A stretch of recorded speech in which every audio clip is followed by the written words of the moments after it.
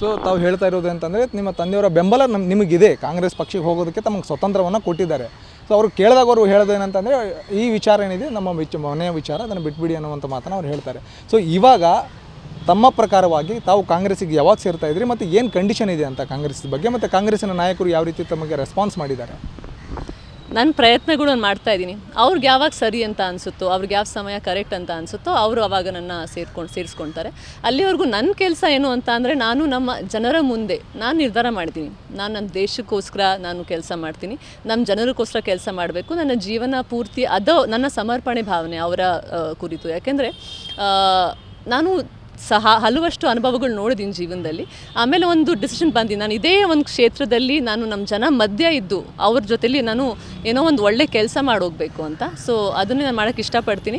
ಅದು ಯಾವಾಗ ಸೇರ್ಕೊಳ್ತೀನಿ, ಯಾವತ್ತಾಗುತ್ತೆ ಅಂತ ಅದೆಲ್ಲ ಸಮಯ ನಿಮ್ಗೆ ಹೇಳುತ್ತೆ. ಯಾಕೆಂದರೆ ಜೀವನದಲ್ಲಿ 2 ನ್ಯಾಯಾಲಯ ಇದೆ, ಒಂದು ಮೇಲೆ ಮತ್ತು ಒಂದು ಇಲ್ಲಿ. ಯಾವಾಗ ಅದು ನ್ಯಾಯಾಲಯಗಳು ತೀರ್ಮಾನ ಕೊಡುತ್ತೋ ಅದು ಮುಂದೆ ಸ್ಪಷ್ಟವಾಗಿರುತ್ತೆ. ಸೊ ಈ ಬಾರಿಯ ಗ್ರಾಮಾಂತರ ಲೋಕಸಭಾ ಚುನಾವಣೆಯಲ್ಲಿ DK ಶಿರೋಶ್ ಅವರು ಗೆಲ್ಲಬೇಕಾ ಅಥವಾ ಡಾಕ್ಟರ್ CN ಮಂಜುನಾಥ್ ಅವರು ಗೆಲ್ಲಬೇಕಾ, ತಮ್ಮ ಅಭಿಪ್ರಾಯ? ಇದ್ರ ಬಗ್ಗೆ ನಂದು ವಿಶೇಷ ಟಿಪ್ಪಣಿ ಏನೂ ಇಲ್ಲ. ಯಾಕೆಂದರೆ ನಮ್ಮ ದೇಶ ಪ್ರಜಾಪ್ರಭುತ್ವ, ಜನ ಏನು ನಿರ್ಧಾರ ಮಾಡ್ತಾರೋ ಅದರಲ್ಲೇ ನನ್ನ ಖುಷಿ. ನಮ್ಮ ಅಭಿಪ್ರಾಯ?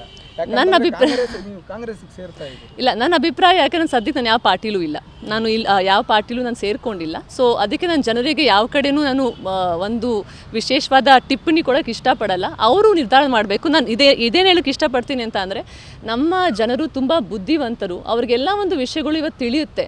ಅವರು ತಮ್ಮ ನಿರ್ಧಾರನ ಅದು ಅವ್ರ ರೆಸ್ಪಾನ್ಸಿಬಿಲಿಟಿನೂ ಮತ್ತು ಅವ್ರದ್ದು ನಿರ್ಧಾರ ಅವ್ರ ಕೈಯಲ್ಲಿರುತ್ತೆ. ನೀವು ಯಾರ ಮಾತನ್ನು ಜಾಸ್ತಿ ಕೇಳದೆ ನಿಮ್ಗೇನು ಸರಿ ಅಂತ ಅನಿಸುತ್ತೋ ಅಲ್ಲಿ ನಿಮ್ಮ ಮತ ನೀಡಿ. ಯಾಕೆಂದರೆ ನಮ್ಮ ದೇಶ ಪ್ರಜಾಪ್ರಭುತ್ವ, ಅದಕ್ಕೆ ನಿಮ್ಮ ಮತಕ್ಕೆ ತುಂಬ ಒಂದು ವ್ಯಾಲ್ಯೂ ಇದೆ. ಅದು ನಿಮ್ಮ ಜವಾಬ್ದಾರಿ ಕೂಡ. ಸೊ ಜನರೇ ತೀರ್ಮಾನ ಮಾಡ್ತಾರೆ ಯಾರು ಗೆಲ್ತಾರೆ. ನನಗೆ ಯಾರು ಗೆದ್ದರೂ ನಾನು ಅದ್ರಲ್ಲಿ ಖುಷಿಯಾಗಿರ್ತೀನಿ, ಯಾಕೆಂದರೆ ಅದು ಜನರ ತೀರ್ಮಾನ.